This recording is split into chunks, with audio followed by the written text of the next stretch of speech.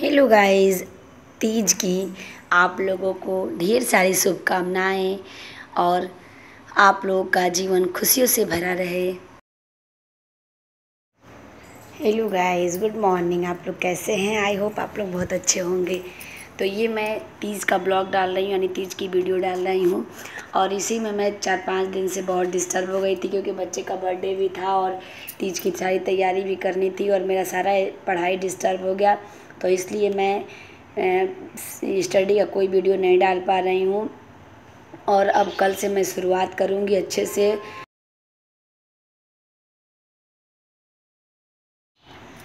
क्योंकि एक हफ्ते से घर में जब कुछ प्रोग्राम रहता है या फिर कोई व्रत पूजा पाठ रहता है, तो उसमें ज़्यादा सामान खरीदना, मार्केट जाना, ये लाना वो लाना, सब बहुत तैयारी करनी पड़ती है। इसलिए मैं पढ़ाई का कोई भी वीडियो नहीं डाल पाई, या ना मैं पढ़ाई की भी नहीं, तो मैं वीडियो ही कहाँ से डालूँ। और मुझे बिल्कुल अच्छा नहीं लग रहा था कि मेरी पढ़ाई डिस्टर्ब हो गई है, जबकि मतलब चांस है कि एग्ज़ाम अब का डेट आ जाएगा और मैं बिल्कुल पढ़ाई नहीं कर रही हूँ।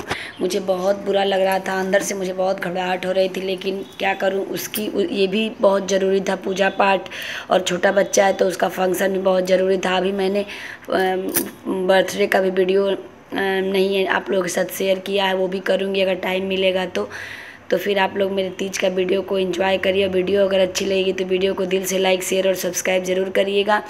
और यहाँ पे मैं थोड़ा सा वॉइस ओवर करूँगी, फिर आप लोग ओरिजिनल वॉइस में वीडियो देखिएगा।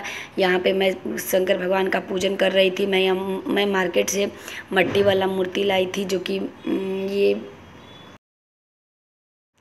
जिसे सुबह में विसर्जित करना होता है। तो मैं यहाँ पे घर पे पूजा कर रही थी, और मैं घर पे इस बार मतलब मूर्ति रख के फर्स्ट टाइम पूजा कर रही हूँ। नहीं तो मैं ऐसे शंकर भगवान की मूर्ति मेरे पास है तो मैं उससे पूजा करती थी, लेकिन मैं इस बार विसर्जित करूँगी। और फिर मैं इसके बाद घर पूजा करने के बाद मंदिर भी जाऊंगी, क्योंकि जब तक मैं मंदिर नहीं जाती हूँ मेरा मन नहीं भरता है। तो सुबह में तो मैं पूजा करके आ चुकी हूँ, यानी 8:30 बजे तक मुहूर्त था, तो मैं उस टाइम पूजा करके आ गई। और फिर शाम को मैं पूजा कर रही हूँ।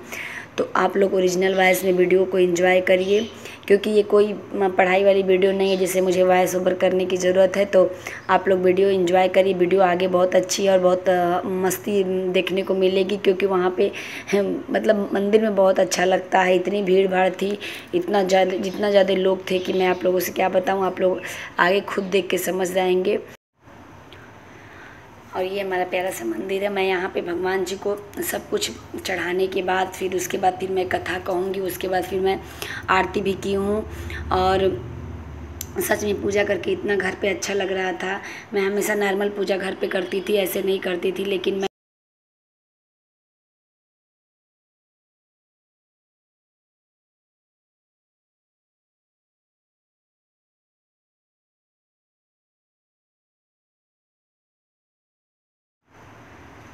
और या ऐसे पूजा करके ऐसा लग रहा था जैसे कि मैंने बहुत अच्छे से पूजा की हो, क्योंकि मंदिर में थोड़ा भीड़ भाड़ हो जाता है तो अच्छे से पूजा नहीं हो पाती है। भगवान को जल चढ़ाना ही बहुत मुश्किल रहता है, उसमें इतना ज़्यादा लोग बहुत ज़्यादा वो कर देते हैं। और मैं यहाँ पे भी सुहाग का सामान चढ़ाऊँगी, जो कि मैं खुद रख लूँगी, और जो मैं मंदिर में चढ़ाऊँगी, यानी मैं मंदिर में जो कथा सुनने जाऊँगी, वहाँ पे जो मैं सामान चढ़ाऊँगी वो मैं पंडित जी को वहीं पे दान कर दूँगी। तो इसलिए मैंने जो यहाँ पे कथा पूजा का सामान चढ़ाया था, यानी सुहाग का सामान चढ़ाया था, मैं वो खुद के पास रख लूँगी। और मैं उतना ही चढ़ाई हूँ जितना कि मैं यूज कर सकूँ। सुहाग का सामान चढ़ाने से मतलब होता है आप ज़्यादा चढ़ाइए या फिर कम चढ़ाइए। तो मैं यहाँ पे पायल, बिछुआ, सिंदूर, बिंदी, नेल पेंट और चूड़ी ही सिर्फ चढ़ाई हूँ और प्रसाद चढ़ाई हूँ जो कि फल है। मैं इतना ही बस सब कुछ चढ़ाई हूँ। उसके बाद फिर मैं मंदिर में मैंने सब कुछ श्रृंगार का सामान लिया था। और क्योंकि उतना ही करो जितना कि आपका यूज हो सके। ऐसा ना हो कि आप इतना ज़्यादा कर दें कि वो आपके यूज में ही ना आए और इधर उधर फेंका हुआ रहे, तो नहीं। श्रृंगार में तो बहुत सारी चीज़ें आ जाती है जो कि लोग यूज नहीं करते हैं। एक बार का सिर्फ यूज होता है, फिर उसको बार बार यूज नहीं किया जा हो पाता है। ऐसे ऐसे इधर का उधर फेंका रहता है। तो इसलिए इससे अच्छा है कि आप लोग उतनी ही चीज़ें चढ़ाएँ जितना कि आप यूज कर सकें। और मैं यहाँ पे अब कथा पढ़ रही हूँ।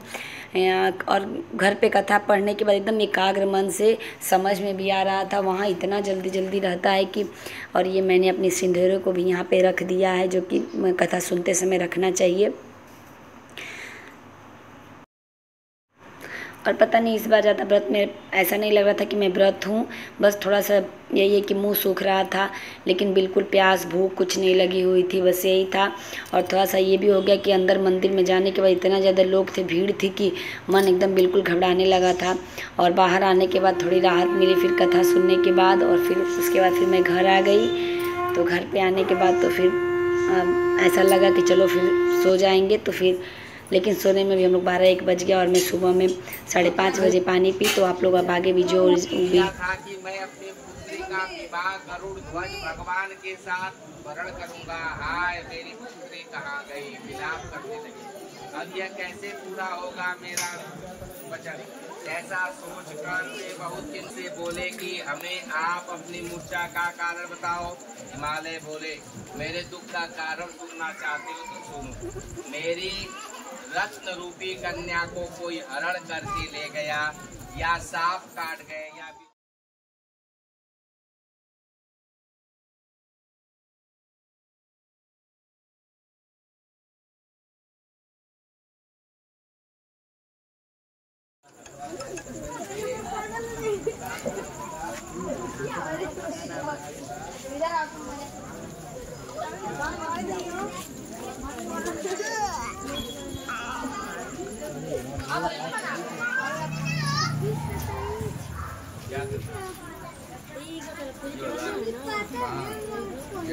कहाँ चढ़ेगी? कहाँ चढ़ेगी?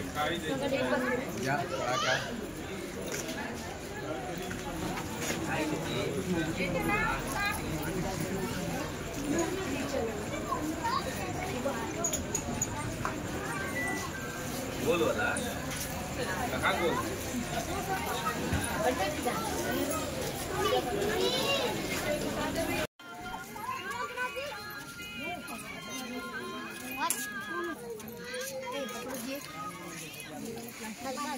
हल्का